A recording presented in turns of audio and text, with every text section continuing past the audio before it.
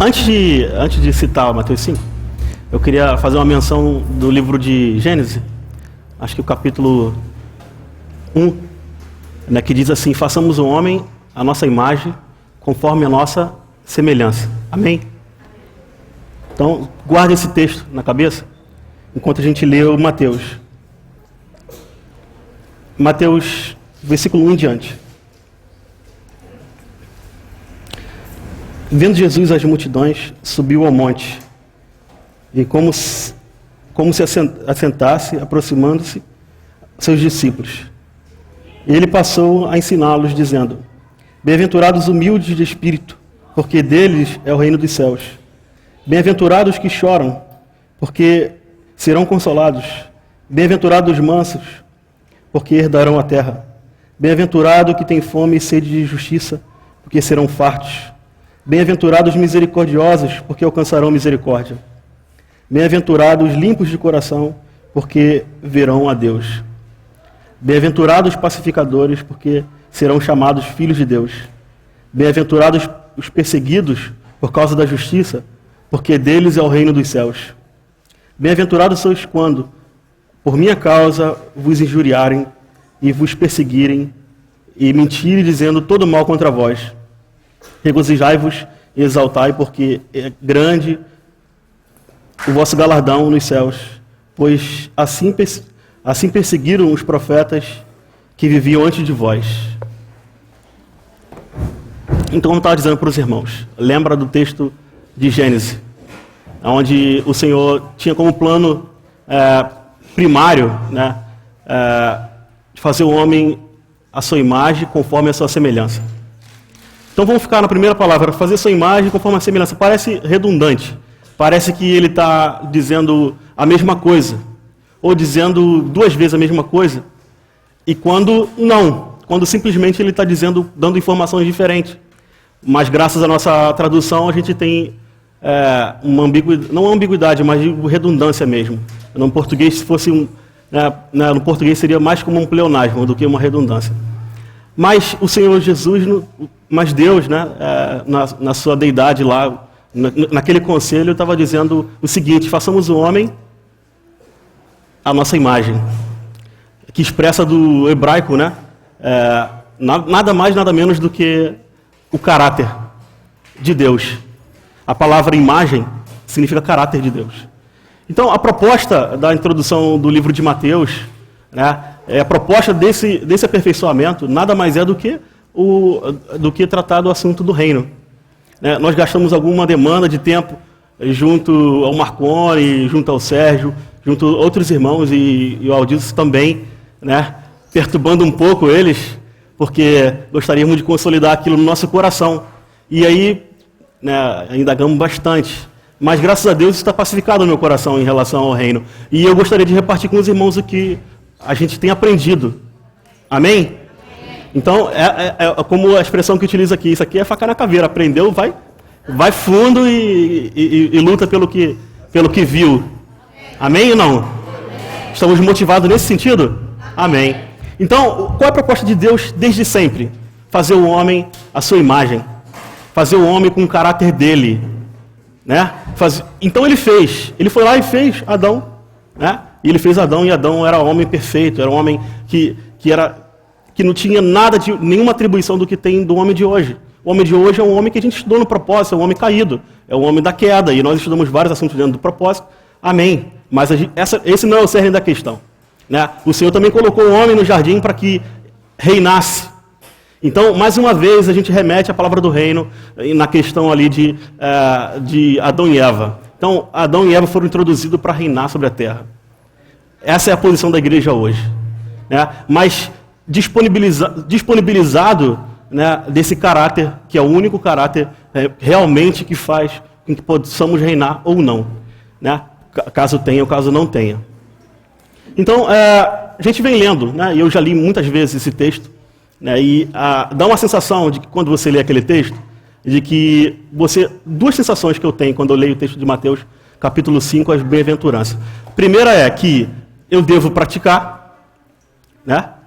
E a segunda é um desespero em face da impossibilidade de praticar. Vocês estão entendendo? Porque assim, é impossível praticar aquilo. Estamos falando do caráter de Deus, manifestado na pessoa do Filho, que estava ali, como um homem comum, mas que gozava daquele caráter, porque, mesmo como homem, ele era 100% Deus. Está entendendo? Então, você tem ali esse pensamento ambíguo. Você tem a vontade de fazer, porque às vezes o teu coração é de querer servir ao Senhor, mas também você tem a doce desilusão. Doce desilusão é a palavra certa. De ver que não tem possibilidade nenhuma. Porque, pelo menos com a minha perspectiva de reino no passado, né, eu pensava o seguinte: para mim é impossível reinar. E meu pensamento era certo, mas meu pensamento era um pensamento apóstata, porque eu ficava prostrado no pensamento da impossibilidade de reinar. Porque de fato o caráter de Deus, o caráter de Cristo é inalcançável.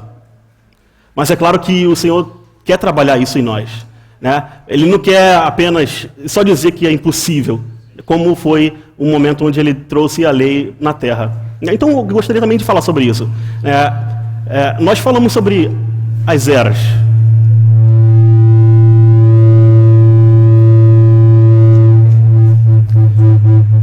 Nós gostamos de falar aqui sobre as eras, né? E a gente já ouviu muito, desde sempre, desde da minha infância eu venho ouvindo sobre isso. E que não fica muito claro para a gente, quando falamos das eras, acaba não encaixando algumas coisas, alguns pontos não encaixam. Por exemplo, e que é um momento que eu acho extremamente rico. Quando a gente estuda as eras, a gente sabe que existe um período chamado período sem lei, né? Ou depois um período com lei e o período da graça. A gente estuda isso. Isso a didática é boa, tal, a gente aprende isso. Mas aí a gente esquece que existe um período sem lei. E aí se aplica no período da lei, e a gente tem um grande conflito entre a lei e a graça na graça. Porque a gente percebe que a igreja se movimentou, e ao passar do tempo que a igreja foi se movimentando, também houve o judaizante, e não há diferença hoje. Hoje também existe irmão judaizante no nosso meio. Às vezes a gente pensa que não, mas tem. Todo esse tipo de porcaria que vem acontecendo na igreja, vem acontecendo não é de hoje, acontece desde a antiguidade, desde a igreja primitiva. Não é uma coisa que aconteceu isoladamente na igreja no passado, mas acontece hoje também. A gente sabe que... Então, esse conflito é um conflito, para mim, é um conflito de perda de tempo, né? Entre graça e lei, porque às vezes a gente deixa de olhar lá para o período sem lei, né? O período sem lei, onde é um período que você não tinha nem a lei e nem a graça dito, mas existia a lei e a graça, independente de não estar nesse período. Por quê? Porque você percebe que alguns homens expoentes, vencedores, são citados no livro de Hebreu, né? E essas pessoas, como por exemplo, vou dar um exemplo aqui de uma pessoa que foi trabalhada no seu caráter, Jacó. O camarada nasceu suplantador, o nome dele era isso, suplantador? Sim ou não? Já aprendemos isso, né? Então o camarada é suplantador e tem uma desilusão de que ele já também não foi considerado o primogênito. Então ele já era frustrado a vida inteira em relação a isso. Mas ele era um homem que, independente de ser suplantador, ele amava o Senhor. Né? Não é isso mesmo? É isso que aprendemos na história, como lemos? Mas o irmão dele era profano. Alguém sabe o que é profano aqui? O irmão dele era melhor do que ele, aparentemente, mas era profano. Profano é o oposto de santo. Então Deus não tinha nenhum interesse e laço com o irmão de Jacó. Mas ele tinha interesse e um olhar especial por Jacó. Bom, eu quando leio Jacó, leio Pedro e leio alguns outros indivíduos, eu me enquadro. Eu sinceramente me enquadro. Eu penso assim, não, eu estou me vendo, eu devo estar lendo a meu respeito. Escreveram a meu respeito e não me pediram autorização ainda. Não é verdade? Porque então você vê a trajetória de Jacó e você vê ele foge, foragido do irmão dele lá que quer matá-lo, porque roubou, suplantou mais uma vez e roubou lá a primogenitura do irmão, e ele vai para uma terra lá da parentela dele e casa-se com uma, e aí ele encontra uma pessoa pior do que ele, que suplantou várias vezes a vida dele, e foi tratando com ele, e foi forjando ele, né, a ponto de um dia ele voltar para sua terra, e no passar desse período que ele voltando da sua terra, ele se encontra de novo com seu irmão, se arrepende. Mas o marco da história dele não foi não foi voltado de uma terra, mas foi a trajetória de sua vida, né, de ter tido algumas visões onde ele pôde perceber que ele realmente era suplantador, e quando ele tem uma visão com um homem que confronta com ele, e no final ele pede essa bênção e o homem muda o seu nome e o chama de Israel dali em diante, porque significava príncipe de Deus, né? Então você percebe que houve uma mudança de caráter, né? Você não está falando de uma pessoa que passou uma vida ilesa. Estamos falando de uma pessoa que foi tratada, que foi modificada. Como posso dizer assim, modificada? Ela teve uma trajetória na vida onde o caráter dela foi lapidado, né? E a proposta do Senhor, né, e a proposta do reino, nada mais é do que isso, né? É inalcançável de um ponto de vista de quando você olha que os atributos do Senhor Jesus Cristo no seu caráter, aqui no capítulo 5, é inalcançável. Mas o Senhor não está dizendo assim, não, peraí, é você que vai conseguir. Ele não está dizendo isso. Ele está dizendo que existe uma trajetória. Não é verdade? Então você vai percebendo que Jacó teve uma mudança de vida. Você começa a ver vários expoentes na Escritura e você vê que eles venceram e venceram não por dependência de si mesmo, não venceram porque foram capazes, mas porque eles dependiam do Senhor, né? Porque eles viveram uma vida devota ao Senhor, viveram uma vida para o Senhor, né? E a proposta da gente é essa, né? Porque eu acho que num dia, um feriadão desse prolongado, né, talvez viajar com a família, talvez uma série de outras coisas seria interessante, mas nós optamos de estarmos aqui nesse retiro. Isso já é um ponto positivo, né? Amém? Vocês estão entendendo até agora? Nós optamos, porque tudo na vida é uma questão de opção. Sempre na vida você vai ter uma opção, você escolhe isso ou escolhe aquilo? Escolho isso ou escolho aquilo? Sabe por que você tem sempre a opção? Porque Deus te dotou de uma responsabilidade. O homem caiu, o homem se lascou, perdeu todos os benefícios do caráter de Deus, mas ele não perdeu a responsabilidade. Tudo a gente responde pelos nossos atos. Se eu vou para a esquerda, eu tenho que responder porque eu fui para a esquerda. Se eu vou para a direita, eu tenho que responder por que eu vou para a direita. Se eu vou para frente, eu tenho que responder por que eu vou para frente. Nada do que você fala aqui para os irmãos, na tua família, em qualquer outro lugar, não vai passar batido. Porque você arca com a responsabilidade do que você faz. Sempre. Então o homem perdeu tudo, mas não perdeu a responsabilidade. Então, sempre você vai ter opção de seguir o Senhor ou não seguir o Senhor. Sempre você vai ter opção de ir ou não ir no retiro. Sempre você vai ter opção na vida para tudo, né? Vai ter uma proposta ali, ruim aqui, boa ali, e é uma questão de opção. É uma questão de você optar. Não, eu quero o Senhor, amo o Senhor, então eu vou. Eu creio que eu ainda não sou a pessoa ideal para herdar o reino dos céus. Eu não sou. Mas eu creio que seguindo, né, permanecendo, esse daí, eu creio que a sua cruz vai operar. E ao passo que vai operando, eu vou sendo aperfeiçoado. Amém? Então, esse é um deslumbre do que a gente tem aqui como proposta. É mostrar a impossibilidade de termos, de fato, o caráter de pronto, de Cristo. Mas também você vê um investimento do Senhor Jesus. Por que tu vê o investimento do Senhor Jesus? Porque Ele sentou e ensinou. Então Ele investiu. Ele não foi um Deus relapso, que ficou lá dos altos céus e falou assim, deixa eles, vamos ver aqui, vamos ver no que vai dar. Deixa os jovens, vamos ver o que Ele vai fazer. Porque se nós vemos lá no princípio que existia, né, o planejar de Deus de fazer o homem segundo o seu caráter, e existia o homem reinando sobre a terra junto com Eva lá, mas também vemos uma menção de Deus dizendo que os seus exércitos estão prontos, tanto nos céus quanto na terra. Por quê? Porque existe uma força opositora. Existe o império das trevas. Então Deus jamais ia ficar de longe e vendo você solto por aí. Mas Deus, com seu Filho Jesus, resolveu investir em nós. Amém? Amém ou não, irmãos? Isso é muito rico, como diz o irmão Renato. É muito rico. Porque se eu olho para cá e vejo que eu não tenho a possibilidade de reinar, que eu não sou nada, não mereço nada, por que Deus investiria em mim? Deus amou o mundo de tal maneira que deu seu Filho unigênito. E o unigênito do Pai estava aqui, estava falando, estava ensinando. Como uma pessoa normal, olha só, é Deus, irmãos, é Deus. Não é o Silas, é Deus, sentado e ensinando. Bem-aventurado, ou seja, feliz. Feliz é o indivíduo que faz isso, porque dele vai ser aquilo. Feliz é o indivíduo que for assim, porque dele será assado. Entendeu? Não é simplesmente o Gabriel e o Silas, o Adilson, falando. É Deus investindo nos homens. É Deus se dispensando para os homens naquele dia. E não somente um homem comum, mas como estávamos conversando mais cedo, é um rei legal, um rei legítimo, o rei do reino, em pessoa, ensinando a respeito do seu reino. Ou seja, constituindo, dando ditames a respeito do seu reino.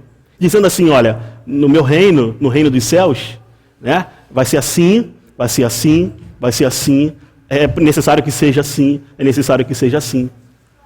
Entendeu? É o próprio Deus, o rei e homem, ensinando aqueles 12 e uma multidão. As muitas multidões, melhor dizendo. As várias. Porque ele insistiu nesses assuntos, encaminhando, ensinando em outras multidões também. Então você percebe o seguinte, que o Senhor está expressando o seu caráter para nós. E dizendo e deixando claro para a gente que, como eu falei da escolha, se você optar, se você escolher, né, você vai tendo essa postura, você vai ser perseguido, né? E sempre quando escolhemos o certo, quando escolhemos fazer o que o Senhor propôs para a gente, nada vai ficar, como eu te falei, da responsabilidade. Vai se levantar a adversidade, vai se levantar um comprometimento de uma pessoa inadequada, querendo dizer que você não deveria estar naquele lugar. Você vai achar pessoas dizendo que você não merece, você vai achar pessoas dizendo que você é muito novo, você é jovem. Não é isso que ele está dizendo aqui? Assim foi com os profetas. Não é isso mesmo ou não? Irmãos, eu já ouvi isso daí minha vida inteira. Entendeu? Eu já ouvi que eu era filho de fulano. Eu já ouvi que eu era filho de ciclano. Eu já ouvi que eu era jovem. Já vi que eu era imaturo. Já vi que pessoas pautando em um defeito ou outro de sei lá quem. Nem meu, às vezes. Se hoje eu estou aqui, é pela graça do Senhor Jesus e porque eu optei. Amém? Então eu decidi viver para o Senhor. Então, assim, não é mérito meu. Não é mérito. Não estou dizendo que é mérito meu. Estou dizendo que eu estou arcando com as consequências disso. Pelo contrário, estou falando da questão da responsabilidade. Então, se eu sou perseguido, a culpa é minha também. Porque o Senhor Jesus está investindo em mim, no seu reino, e investindo no seu reino, na sua igreja, mas, pessoalmente, a responsabilidade toca a mim, apenas. Porque Ele me deu a graça, né, que é a contrapartida da responsabilidade, que me capacita, que me possibilita, que me faz querer fazer, me dá desejo de fazer, me perdoa, me dá um espírito vivo. São atributos da graça, amém? Mas a responsabilidade é minha ainda. Então, irmãos, se qualquer coisa que acontece conosco, embora possamos partilhar nossas dores com A, com B, contar com um companheiro, mas a responsabilidade é só nossa. Entendeu? Então, é porque aquilo que eu falei anteriormente, é uma questão de decisão. E nós decidimos viver para o Senhor. Amém? Vamos aqui ler versículo 21. Do capítulo 5 ainda.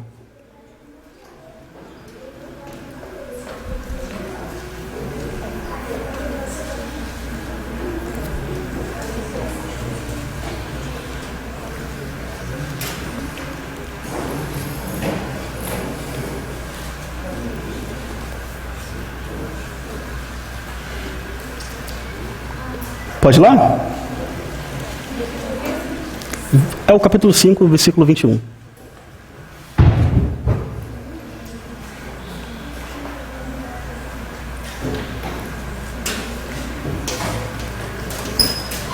Diz assim: ouviste que foi dito aos antigos, não matarás, e quem matar estará sujeito ao julgamento. Eu, porém, vos digo que todo aquele que sem motivo se irá contra o seu irmão estará sujeito ao julgamento. E quem proferir um insulto a seu irmão estará sujeito ao julgamento do tribunal. E quem lhe chamar, algumas escrituras raca, e aqui está escrito tolo, estará sujeito ao inferno de fogo. Se, pois, ao trazeres ao altar uma oferta, ali te lembrar de que teu irmão tem alguma coisa contra ti, deixai perante o altar a tua oferta e vai primeiro reconciliar-se com seu irmão. E então volte e faz essa oferta. Entre em acordo e sem demora com teu adversário, enquanto estás com ele a caminho. Que o adversário não te entregue ao juiz, o juiz ao oficial de justiça, e seja recolhido à prisão. Em verdade vos digo que não sairás dali, enquanto não pagares o último centavo. Bom, eu ia ler um pouquinho mais, mas eu acredito que a temática do que vai ser lido, que foi lido já, e que vai ser lido daqui para frente, até um pouco antes do capítulo 6, é basicamente a mesma coisa, né? Então, vamos ler só esse texto e vamos considerar alguns pontos em relação a esse texto. Na lei diz para não matar, né? E como eu estava falando anteriormente em relação à lei, a lei foi posta num período, né, assim, de Moisés até o Senhor Jesus. Esse período de Moisés até o Senhor Jesus é o contemplado, chamado período da lei. E no 10 mandamentos diz não matarás, né? É claro que quando a gente fala da lei, a impressão que nós temos que a lei está se referindo aos 10 mandamentos apenas. Mas na lei tinha coisas como, por exemplo, não comer certas coisas. Enfim, a lei era muito mais do que os 10 mandamentos. Óbvio que, por exemplo, quando falamos anteriormente da Constituição, vou dar um exemplo da Constituição, a nossa Constituição. A Constituição brasileira chamada Constituição Popular. É a Constituição de 1988. Vocês sabiam disso ou não? Sim ou não? Todo mundo estudou aqui, irmão. Misericórdia. 1988 foi feita a chamada Constituição Popular. Não porque ela teve a participação do povo na hora de construir essa lei. Não por isso. Mas porque ela fugia de uma coisa que oprimia o povo, que era chamada ditadura, né? E na nossa Constituição, a gente tem muitos artigos, né? As leis são divididas. Você tem uma lei e muitos artigos e outras formas de diminuir esse tamanho dessa lei, entendeu? Por exemplo, então do artigo 1 ao artigo 5 é chamado das leis pétreas, porque trata das leis que não se podem mudar. Essa lei só pode ser mudada, esses 5 artigos só podem ser mudados a partir de uma outra Constituição, uma nova Constituição. Então, o que acontece? Os 10 mandamentos era isso. Entendeu? Não é que o 10 mandamentos contemplava toda a lei. A lei tinha outras coisas, né? Tinha a lei penal, tinha a lei civil, e tinha outras formas de lei, como tem no nosso país também. Então, era uma lei divina, mas era uma lei social também, que contemplava o viver diário das pessoas. Então a lei, quando a gente fala da lei, a gente não está se referindo apenas aos 10 mandamentos. Mas o Senhor Jesus pegou uma das leis, ou 3 das leis, dos 10 mandamentos, que como eu consideraria uma chamada lei pétrea, né? Ele pegou uma dessas aqui que não dá para ser mexida, não dá. Essa não pode ser mexida. Tipo assim, será que o que ele vai ensinar é que pode matar de agora em diante? Você está entendendo? Tipo assim, não pode ser mexido isso. Não. E o Senhor Jesus externou aqui que na lei não pode matar. Mas ele está dizendo aqui que qualquer um que irá, qualquer um que externar uma ideia e um raciocínio de insulto.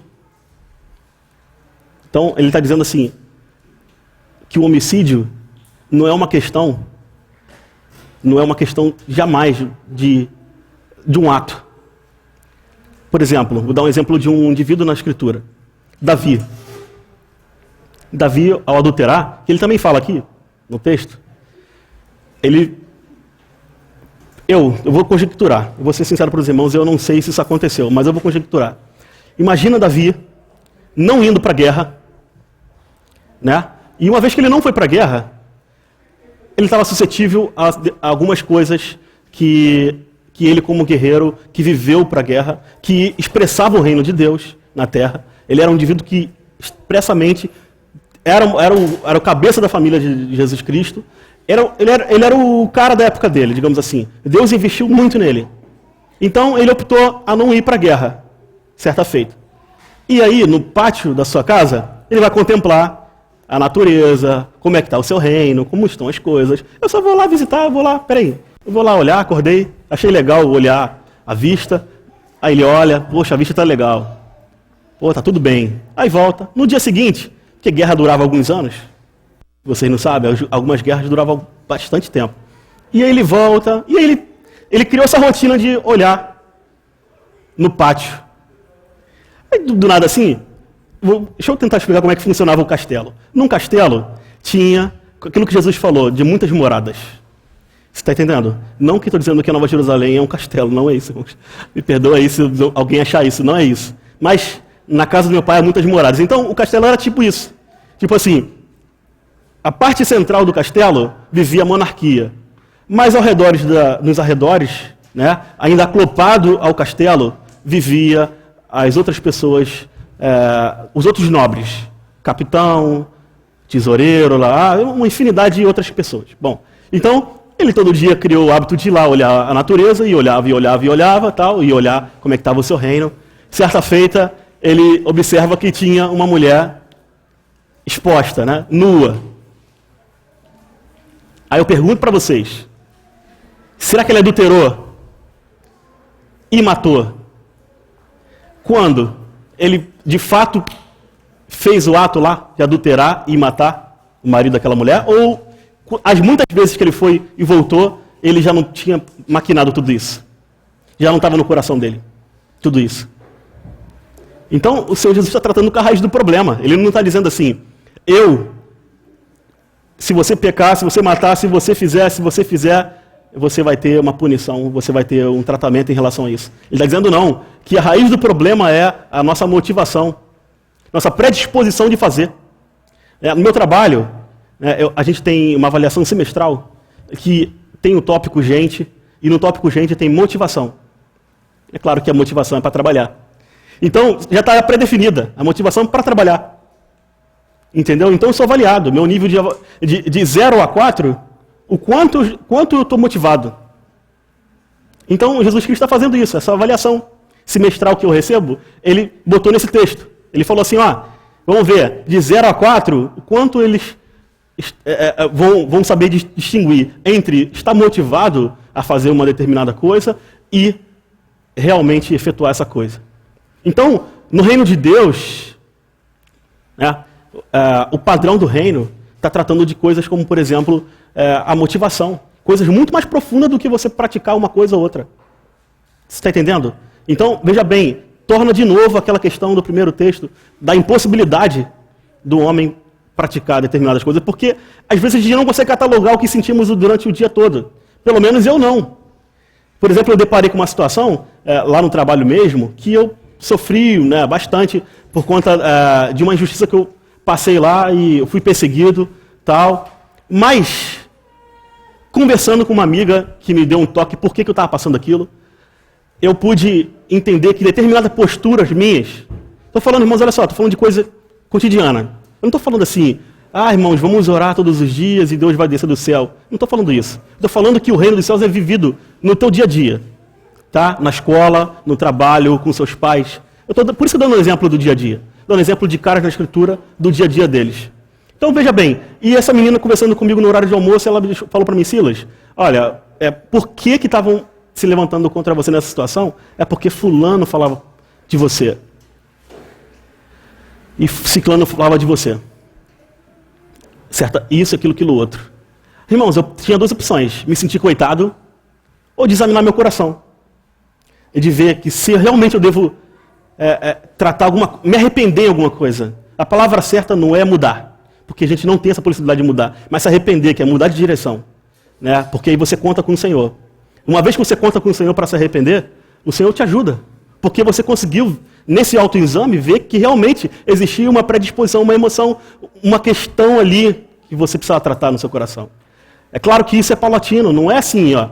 Estalei, hoje eu sou cidadão do reino. Já estou no reino, tchau para vocês. Tchau e bênção. Não é isso, irmãos. O Senhor tem tratado com a gente no longo da vida. Eu mostrei o caso de Jacó. Então, eu pude entender que aquela injúria que foi feita contra mim foi realmente um fato de uma postura e outra que eu fiz. Mas não de mal, que foi mal interpretada. Mas eu tive a possibilidade de me arrepender. Eu olhei para o meu problema e falei assim, não. Porque assim, como eu falei, nós somos responsáveis. Será mesmo que todo problema é o pessoal que está se injuriando em relação a mim? Ou será que eu não preciso também mudar de postura? Será que eu também não preciso rever alguns conceitos? Né? Você entendeu o que eu estou querendo dizer aqui? Está claro agora a questão de como é a questão de optar ou não durante o dia? Aquilo que eu falei da escolha durante a tua vida. Porque eu poderia me recolher na minha razão e falar assim, não, peraí, vocês todos estão errados e eu estou certo. Agora que eu estou bem na fita, eu vou agora tripudiar em vocês. Não é isso, irmãos. Pelo contrário, isso gerou fruto digno de arrependimento. E é assim que tem que ser no nosso dia a dia. Nós somos diferentes, somos cidadãos do reino. Devemos expressar o caráter de Cristo. Devemos viver nesse padrão. A gente não pode nunca, jamais, pensar com a categoria de um religioso ou de um ímpio. Né? As nossas escolhas e opções no dia a dia têm que interferir nisso. Tem que interferir em como tratamos as pessoas, interferir como tratamos o nosso patrão, o nosso professor e tudo mais, os nossos irmãos. Não só os nossos irmãos, que às vezes no ambiente de amizade e de fraternidade, nós somos mais propensos a tratar bem, ser mais carinhosos, mas no dia a dia, no trabalho ou sei lá onde, a gente perde essa noção. Mas não, irmãos, porque eu acredito que, não sei se é Efésio, acho que é Efésio, eu não estou lembrado se é Efésio. Alguém depois me corrige no final. Seja vossa amabilidade reconhecida entre os homens. Eu não estou lembrado. Bom, esse não é o cerne da questão. Mas Paulo deixa isso claro. Então, a nossa amabilidade deve ser reconhecida entre os homens. Agora também tu não vai forçar uma barra. Não é isso que nós estamos falando. Estamos falando de depender de Cristo. Estamos falando de que esse padrão, né? Esse padrão, ele requer um tratamento, né? Ele requer uma mudança de vida, mas ao longo da vida, não assim no estalar de dedo. Né? Ficou claro até aqui, irmãos? Amém? Vamos lá para o capítulo 6. Também vou pegar só um exemplo, né? Porque o capítulo 6 é longo. E aí depois a gente faz um apanhado de tudo que já lemos e conversamos, né, para a gente correlacionar as coisas. Eu fui falando isoladamente, depois a gente volta correlacionando. Ele abre o texto, o primeiro versículo, dizendo assim: guardai-vos de exceder a vossa justiça diante dos homens, com o fim de serdes visto por eles. De outra sorte, não tereis galardão junto ao vosso Pai. Então ele está dizendo assim, toma cuidado como você faz aí em exceder sua justiça, né? Toma cuidado, porque você pode não estar fazendo a tua justiça de fato como deve ser feita. Aí eu vou ler aqui adiante. Versículo 2. Quando, pois, deres esmola, não toques trombeta diante de ti, como fazem os hipócritas, nas sinagogas, nas ruas, para serem glorificados pelos homens. Em verdade vos digo que eles já receberam a recompensa. Tu, porém, ao dares esmola, ignore a tua mão esquerda, que faz a sua mão direita, para que a tua esmola fique em secreto, e teu Pai, que vê o secreto, te recompensará. É claro que Jesus não está dizendo assim, dando a receita de como você dá a oferta. Ele não está dizendo isso. Ele não está dizendo assim, quando você for dar lá a oferta lá para o irmão que recolhe a oferta, você tenta dar de uma forma que o outro irmão não veja. Então, isso seria basicamente a observância. Né? O que seria a observância? Seria pegar o texto aqui no literal e observar e praticar isso. Não, Senhor, minha justiça está legal. A minha justiça está legal porque eu pratico isso aqui que você disse. Mas ele está dizendo aqui de uma coisa maior do que isso, que é a intenção do coração dele. Mais adiante a gente vê que fala sobre a intenção do coração. Ele não está falando sobre prática, ele está usando coisas comuns, como Jesus fez em todo o seu ensinamento, usar trigo, mostarda, coisa que aquelas pessoas que estavam ali, que eram simplórias, entendiam o que ele dizia. Porque tinha agricultor, tinha pescador, tinha isso, tinha aquilo outro. Então ele utilizava elementos do dia a dia, como eu estou fazendo aqui agora, para que seja entendido o que realmente quer ser dito. Não dizendo assim, de agora em diante o meu evangelho vai ser, a justiça do meu evangelho vai ser praticada assim. Agora você, quando for dar a oferta lá para a obra, tenta fazer de uma forma com que o irmão ciclano, beltrano, não veja. E aí você vai e pratica isso. Não é isso. Ele está falando da intenção, do coração. Então ele relacionou a intenção do coração com a hipocrisia. Né? Porque você vê, e quando ele relaciona a hipocrisia, ele relaciona sempre com os escribas e fariseus, que eram praticantes de uma doutrina severa, mas tinha sua recompensa, que era o bater do ombro dos homens, dizendo assim, caramba, você... Eu vou utilizar meu caso, vou utilizar meu caso. Poxa, você tocou guitarra legal hoje, hein? Você está entendendo? Entendeu ou não? Então a recompensa deles era essa, batida no ombro. Nada além disso. E a gente está aqui falando de um reino, falando de um rei que está ensinando, está mostrando como é o seu caráter, né? E que passaremos injustiça em função de se apropriar desse caráter, que está falando do padrão do reino, da motivação do coração do homem, está falando agora da intenção, e tu acha mesmo que ele está falando de você ganhar uns parabéns no final? Ele está falando sobre uma recompensa no reino. Porque se você recebe um bate no ombro hoje, você não recebe no reino. A tua glória já foi, esvaiu. Porque a nossa glória, o nosso tesouro está escondido em Cristo. Amém? Lá a traça não rói. Amém ou não? Isso foi legal, não foi? Isso é legal a gente ouvir isso. É muito legal. Rapaz, porque às vezes é desanimador, irmãos. Sinceramente, quando a gente se depara com a vida, com o problema e com as coisas, e quando você depara com esse texto, por exemplo, que a minha vida está escondida nele, meu tesouro também está escondido nele, isso é motivador. É extremamente motivador. Entendeu? Porque estamos falando de alguém que não presta o papel de mentir, que prometeu e vai cumprir, que no dia de Cristo ele vai dar cabo a todas as coisas, toda a injustiça, todo o choro, todos os problemas, e vai recompensar-nos pela nossa carreira. Amém? Então a gente está aqui gastando um tempo, uma energia, talvez eu não tão adequado quanto outros, né, após mim, como por exemplo Gabriel, Adilson não. Entendeu, irmãos? Mas a gente está gastando uma energia para que os irmãos entendam que a proposta é uma carreira. Entendeu? É uma carreira com vista ao reino dos céus.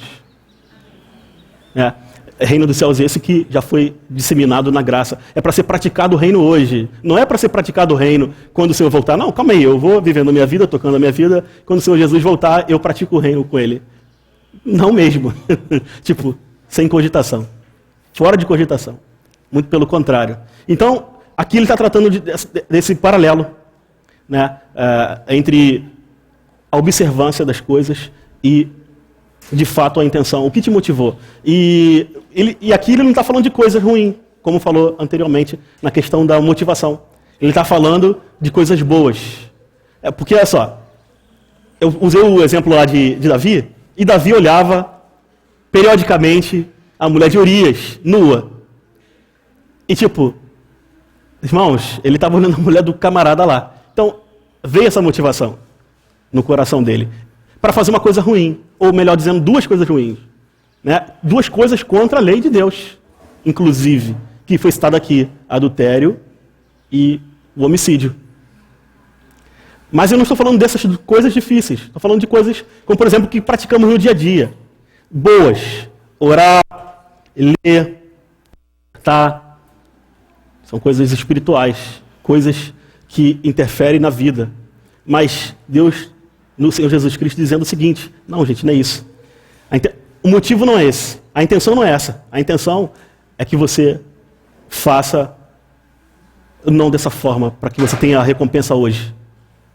Às vezes a sua oração, né, ou a sua súplica, ou a ministração, não é entendida.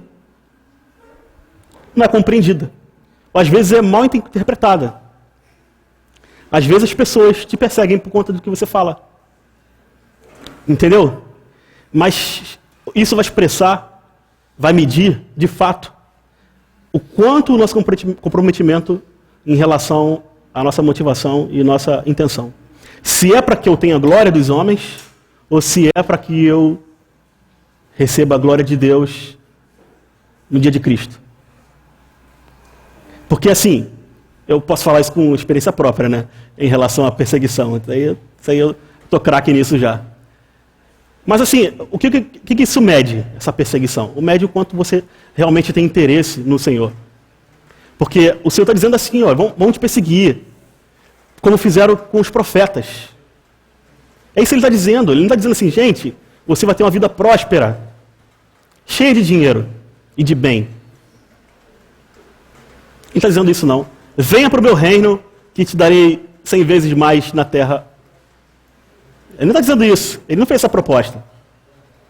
Ele não falou assim, igual alguns ministros aí, que a gente conhece bem, e não vou citar o nome deles, que fala da teologia da prosperidade, dá o seu tudo que você vai ganhar muito mais. Ele não está dizendo isso. Ele está dizendo o seguinte: olha, se você me seguir, e a chave é seguir, você vai ser perseguido, você vai ser mal interpretado.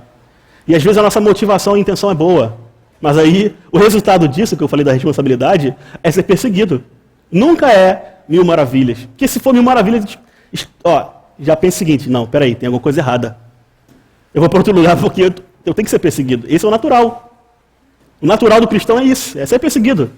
Não tem outra solução. Se está tudo bem, irmãos, questione. Talvez a sua motivação e intenção não é boa. Entendeu? Então, a gente vê algumas coisas assim em relação à justiça do reino, né, que foge do escopo da nossa justiça. Porque a gente mede as coisas de forma diferente do que Deus mede. E a gente tem parâmetros diferentes de Deus. A gente não vê como Deus vê. Deus vê no profundo do nosso coração. Ele sabe realmente o que te levou a fazer determinadas coisas. Ele sabe realmente. E aí, Ele que é o nosso advogado hoje, será nosso juiz. Né? Não é isso mesmo? E aí, será que aquilo que eu fiz de bom e eu apareci, ou eu procedi assim e fui recompensado naquele dia, será que aquilo realmente foi medido por Deus como válido para o reino dos céus? Então, essas questões que param na nossa cabeça. Mas eu digo para os irmãos, bate um desespero, bate um toque. Silas, como assim toque? Vai rolar um transtorno compulsivo obsessivo?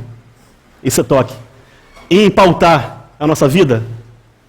Não, poxa, não, vou ver aqui isso que eu estou fazendo, vou fazer um autoexame. Aí fecha os olhos, aí pensa, pô, será que eu estou fazendo isso legal mesmo? Será que veio de Deus? Será que a motivação é certa? Não é isso. Também não é isso. Deus está dizendo que Ele quer te transformar, que a vida dele te transforme, que transborde, porque você optou em segui-lo. Você optou em receber a visão do reino. Porque não tem outra carreira. Né? Quando nós lemos a carreira que Paulo falou que concluiu a carreira dele, nós nos perguntamos, será que a meta dele era pregar para Éfeso? Será que era para a igreja dispersa no ponto? Será que era para a Galácia? A gente fica perguntando, mas a meta dele não era essa, irmãos. A meta dele é cumprir na edificação, era apontar os irmãos em relação ao reino, como aconteceu prioritariamente em Antioquia, junto com Barnabé. Entendeu? Então, você vê que o apontamento é diferente. O apontamento não é para eu ter uma vida transformada e a vida transformada seja apenas para eu ser legal. que o fim de si mesmo nisso. Ah, então agora eu sou mais legal para me lidar com a minha família, eu sou mais legal para lidar com o meu irmão, eu sou mais legal para isso, para aquilo. Não é para isso. É porque tem um objetivo. Por isso que requer a motivação certa. E a intenção certa, porque existe um objetivo. Entendeu? Porque quando Jesus estava falando no capítulo 5, em relação a os mansos herdarão isso, os outros herdarão aquilo, está dando uma meta e um objetivo em relação àquela meta. Que nesse intercurso tem a motivação e a intenção no coração. Entendeu? E a transformação de vida, porque o Senhor Jesus se dispensou a nós. Então Ele quer transformar para isso. Não é para você ser legal hoje. Não é isso. Sou mais legal hoje. Não é isso. Nada disso. Vamos ler aqui também no capítulo 19. E a gente fecha. Eu sei que o pessoal está pós-almoço, está cheio de sono aí, né?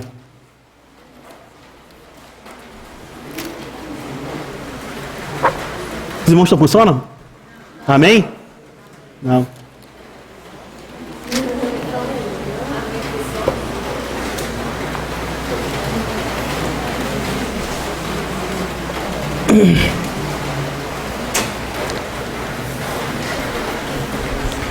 O versículo 16 do capítulo 19 de Mateus.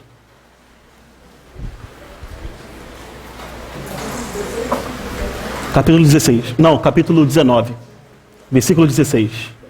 Do jovem rico.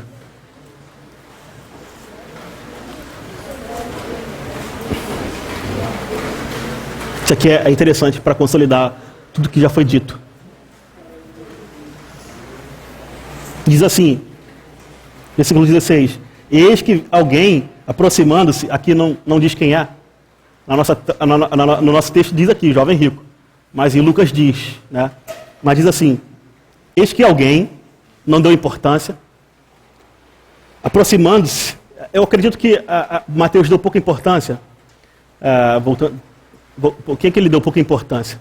Porque em face do que nós já estudamos aqui anteriormente, né, sobre o caráter, o padrão e a justiça, esse camarada ficou fora. Irmão Renato de novo, ficou fora. Então Mateus, que era o cara do reino, que propagava o reino dos céus, que falava, que viu o Senhor Jesus como rei, que viu o Senhor Jesus como o leão da tribo de Judá, ele ficou assim, não, peraí, eu não vou botar o nome, não vou dizer que era não vou dar muitos detalhes. Eu vou falar só que ele era alguém, que ele está reprovado já. Então ele já começa falando, diminuindo em relação a Lucas, porque Lucas foi detalhista. Ele detalhou mais em relação, quer dizer, Lucas detalhou demais. Mas eis que alguém, aproximando-se, lhe perguntou, mestre, que farei eu de bom para alcançar o reino, a vida eterna? Até o pedido dele era medíocre. Até o que ele pediu era medíocre. O que farei para alcançar a vida eterna? Ele está falando de reino. Vocês entenderam aqui ou não? Ele está falando de reino. Estamos falando aqui de caráter, padrão, justiça, mas estamos falando do reino, não estamos falando aqui de vida eterna. Entendeu? Então o pedido dele também foi medíocre. Ele já começou abrindo já mal. Respondeu-lhe Jesus, por que me perguntas acerca do que é bom? Bom só existe um. Se queres, porém, entrar na vida eterna, guarda os mandamentos. Então, ele já deu aqui a dica do que teria vida eterna. Guarda os mandamentos. Ele lhe perguntou, quais? Respondeu Jesus, não matarás, não adulterarás, não furtarás, não dirás falso testemunho, honra teu pai e tua mãe, e amarás o teu próximo como a ti mesmo. Replicou-lhe o jovem, tudo isso tenho observado. O que me falta ainda? Disse-lhe Jesus, se queres ser perfeito, vai, vende os teus bens e dá aos pobres e terá tesouro no céu. Então, está claro para a gente que ele está falando de outra coisa também. Jesus está falando do reino dos céus e ele está falando da vida eterna. Já está claro para a gente que já tem um descasamento na conversa já. Vem e segue-me. Aí eu falei do seguir, já falei algumas vezes do seguir, né? Tendo, porém, o jovem ouvido essa palavra, retirou-se triste por ser dono de muitas propriedades. Então, nós estamos falando aqui o seguinte. Estamos falando que o padrão é inalcançável, que a justiça é inalcançável. Estamos falando que o caráter é inalcançável. Vocês ouviram essa parte já, que é o inalcançável. Então, esse camarada excedia a justiça dos escribas e fariseus já na sua época. Ele era um camarada que praticava, né, os 10 mandamentos que eu falei, que disseminei, mostrei a diferença entre os 10 mandamentos e o resto da lei. Então, ele era um cara que observava tudo isso e praticava desde criança. Desde novo ele já praticava. Então, ele era um homem acima da média para a galera que praticava a lei. Né? Mas o Senhor Jesus o reprovou num simples pedido, dá tudo para os pobres lá, divide tudo aí e segue. Porque ele já deu a deixa em relação ao que podemos fazer para termos o caráter, o padrão e a justiça, que é segui-lo. Porque nenhuma justiça, nenhum caráter, nada que é proveniente da nossa humanidade consegue praticar e viver o reino dos céus.